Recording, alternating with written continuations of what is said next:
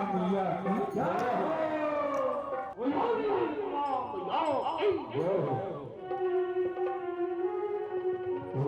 जय गंगे माता मैया जय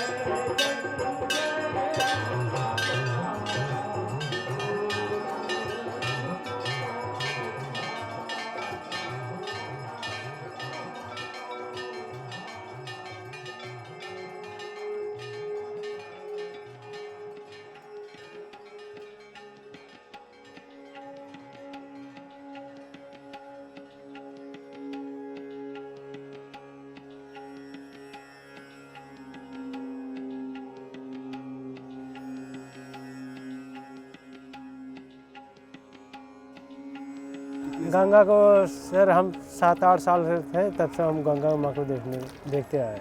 बचपना था, हम लोग को क्या मालूम है क्या है क्या नहीं, गंगा कहाँ है कहाँ नहीं, इसके बारे में हमको नहीं पता था। जब हम 7-8 साल के थे तब हमको धीरे धीरे मालूम पड़ा इलाहाबाद में बहुत बड़ी सी गंगा माँ है, ये सब है, तीनों धारा एक है, तब ये सब जानकारी हुआ सब। सर ये तो हमारे जैसे माँ है, जिनको हमारे गंगा जैसे गंगा जी है हमारे, लेकिन हम सब जैसा माँ को मानते हैं ऐसे हमारे गंगा माँ भी है।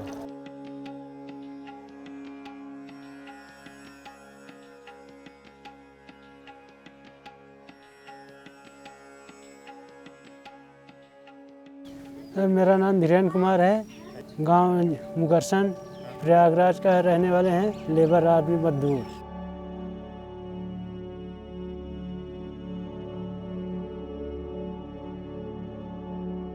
साल में काम तो डेली ही लगा रहता है लेबराना को, कभी मिलता है कभी नहीं मिलता है काम। 2-4 दिन किया, 4-6-10 दिन बैठे रहें, ऐसे काम चलता है साल को 12 मास। दिन का सर खेत में अगर काम करने जाते हैं तो दिन का 250-300 रुपये मिलता है दिन भर का, और वैसा लेबर आना भी करने जाएंगे तो भी 250-300 रुपये मिलता है। महीने में मान के चलिए सर 10-15 दिन काम मिलता है इस देहात में। महीने का 2,500-3 हज़ार रुपये तक हो जाता है। अगर बराबर काम चलेगा तो और हो जाएगा, बराबर नहीं चलेगा 10-15 दिन काम चलेगा तो इतना ही होता है। वहाँ पे हम लोग जाते हैं बजाने शादी विवाह में, तो हम लोग को भी वहाँ का नाइट 500 रुपये मिल जाता है। इसलिए यही सर रेगुलर काम उसमें भी नहीं लगन मिलता है। 2 दिन किया, तीसरे दिन नहीं है, फिर चौथे दिन किया, 5वें दिन नहीं, ऐसा काम मिलता है उसमें भी लगन।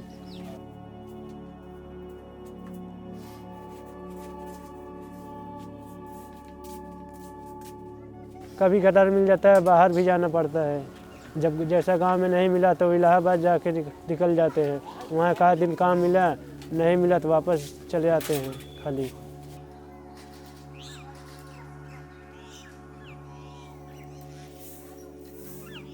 निकल जाते हैं सुबह, या मालूम पता काम मिले या न मिले, लेकिन अपना भर कोशिश करते हैं, मेहनत करते हैं।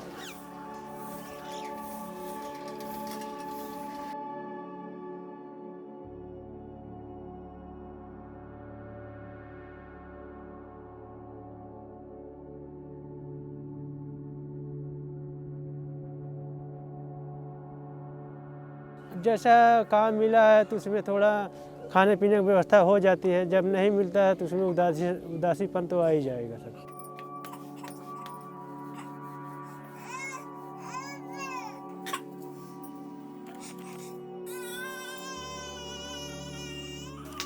अंशु खाना खाबो, रोटी खा लो, रोटी दे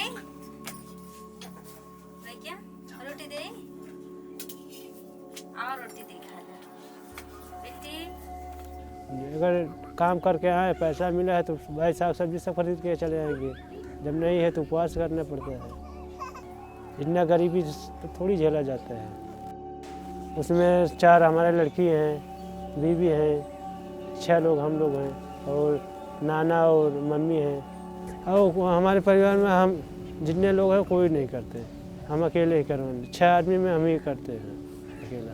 ये सर्दी का मौसम आ गया है, ठंडी का, इसमें बहुत ज़्यादा भी दिक्कतें होती हैं। लड़कन के 2,500-3 हज़ार रुपये में क्या स्वेटर लेना, दवाई दरमल का सर्दी जुकाम हो गया, बुखार दवा ववा लेने के लिए पैसा ही नहीं हो पाता है। 2,500-3 हज़ार रुपये में क्या करेंगे। अभी तो और 2 महीने 1-2 महीना तो और ठंडी पड़ेगी। बोलने का एक एक चद्दर है, कंबल है, वही सब ओढ़ते हैं, तो कहाँ से आदमी कर पाएंगे, खरीद पाएंगे।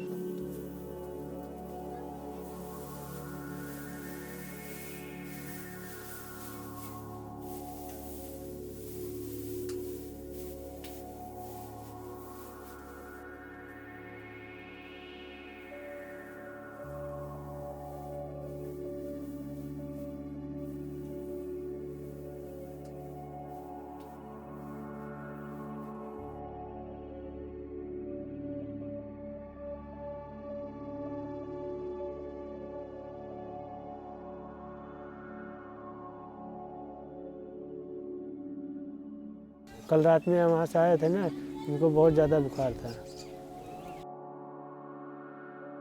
इनको ठंड बहुत तेज लगे सर, कांप रही है खूब। तो रात में दवा लेने नहीं गए जा पाए थे। अभी सुबह गए तो डॉक्टर आए, बैठा ही नहीं था। नई डॉक्टरी खुली होगी सर, तो हम कहाँ से उनके कहाँ दवा कैसे ले आएँ। पैसा हमारे पास तो है नहीं सर, कहीं काम धंधा चलते नहीं सर, मजदूरी करते हैं।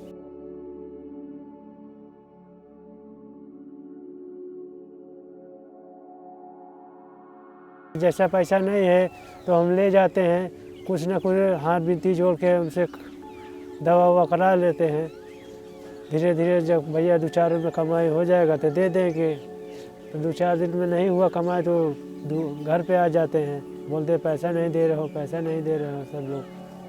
तो शर्मगारी कहीं से उधार बाढ़ी लेके फिर दे देते उनको। गरीब लोग परेशान हो जाते हैं इसी चक्कर में।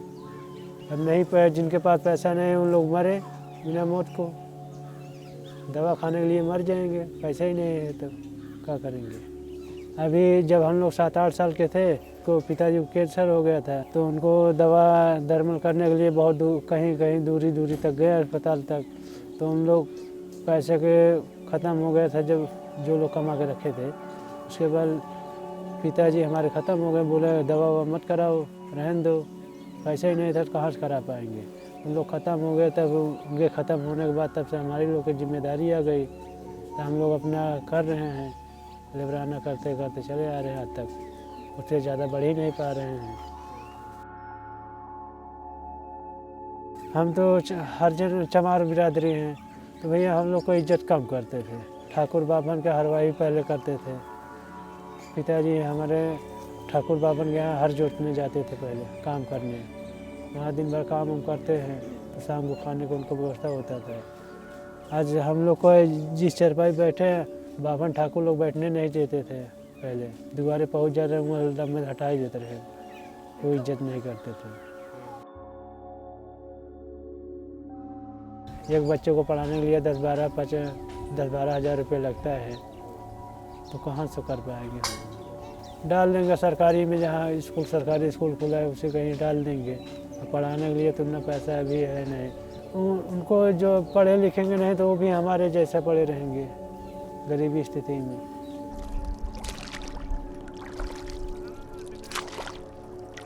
हमारे इधर इलाके में ये समस्या है सर, बारिश ज़्यादा होती है।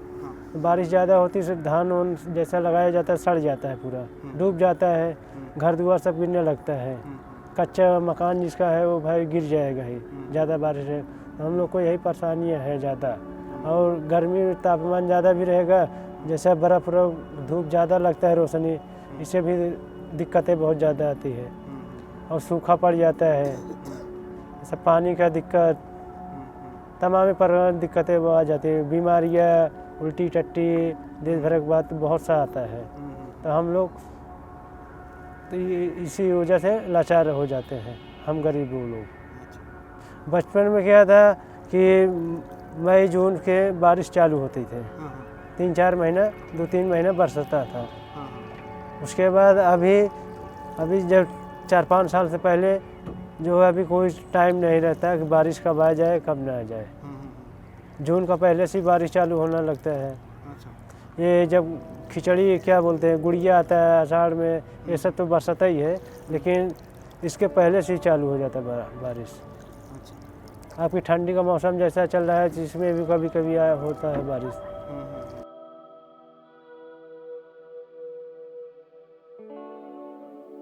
पहले यही समझते थे सर कि ये सब भगवान की यह दिया रहता है, लेकिन जब से मैं वो ग्लोबल असेंबली में आया तब से जानकारी चला कि यार ये सब बड़े लोग सब करते हैं, आदमी है सब लोग, भगवान की यह दिया कुछ नहीं है।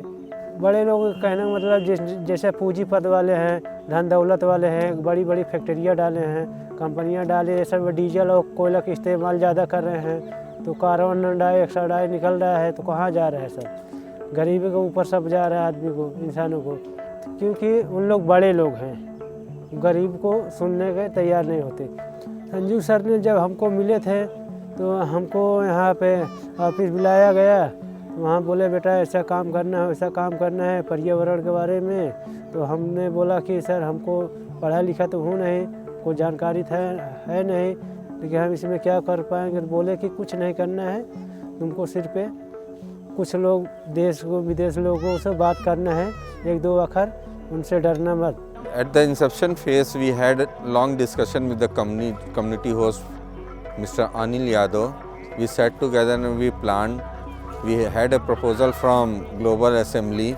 We did some homework and followed the criteria for the selection of Dhirendra Kumar. We selected 6 candidates from different quarter as different area as suggested by the Global Assembly. After selection, we have submitted the name to Global Assembly for that finalization, where the voting began and Mr. Dhirendra was selected. We thought that whether he will be able to speak up or not, because he was from a very poor family and with a very minimum education of class 3. Sir पहले तो हमें कुछ नहीं समझ थी, पहले तो हम जाते थे, देखते थे, ऐसा लैपटॉप था, बैठे थे उसमें, क्या हमारे को समझ नहीं आता था। पहले तो सर डर लगता था देखने के बाद सब लोगों को, बाहरी लोग थे, उन लोग से क्या बोलूं क्या ना बोलूं, कहीं वो गलत बात ना निकल जाए, कहीं लोग डांट ना दे, यही सब बातें थे। तो जब हम लोग 10 लोग से बातें हुई तो धीरे धीरे और लोग बढ़ते गए, जब बढ़ते गए तो सब 100 लोग में तब हमारी बात को सुनवाई होने लगी, तब हमको भी कुछ समझ में आ गया था। ये जैसा ये वाला किया जाता है तो उनसे बात करने के लिए बोलते हैं, और जैसे सुनाई नहीं पड़ता तो ये कान हिला देते हैं, उंगली तो आवाज़ आने लगती है, आवाज़ जब नहीं आती है तब, वो सब है। जैसा आपकी आवाज़ हमारे पास नहीं जा रहा है तो आप ऐसे कान हिलाएंगे तो फिर से वापस वही आवाज़ करेंगे, और जैसा दिल पे हाथ रखते हैं कि हम दर्द आपको समझ रहे हैं।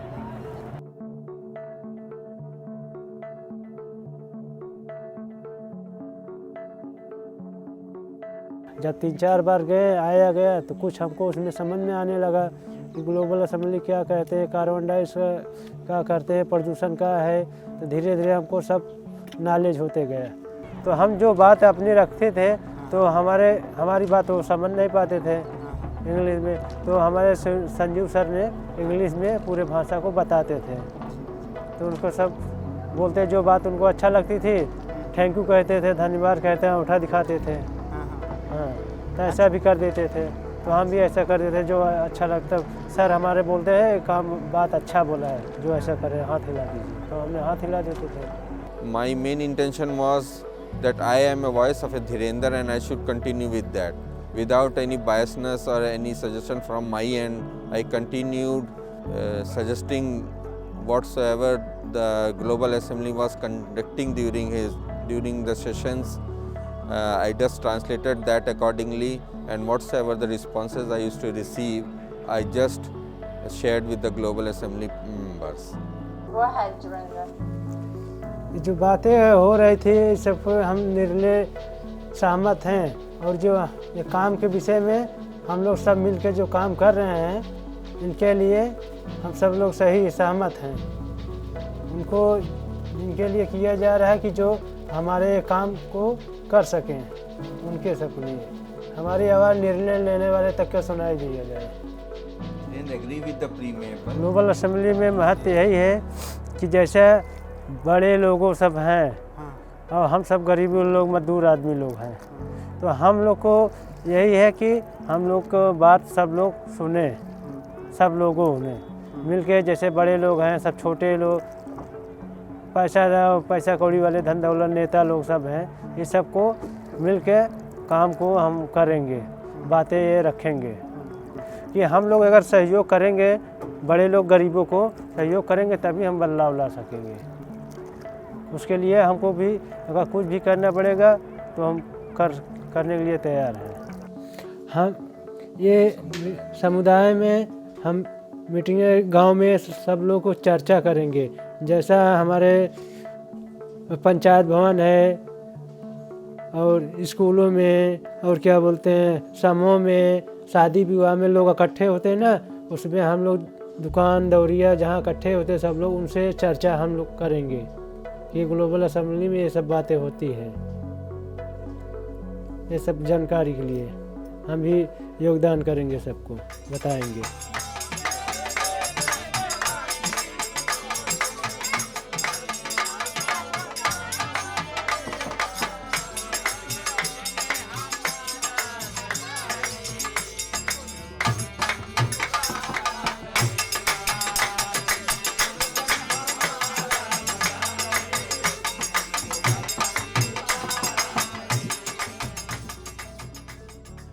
It should become a mass movement.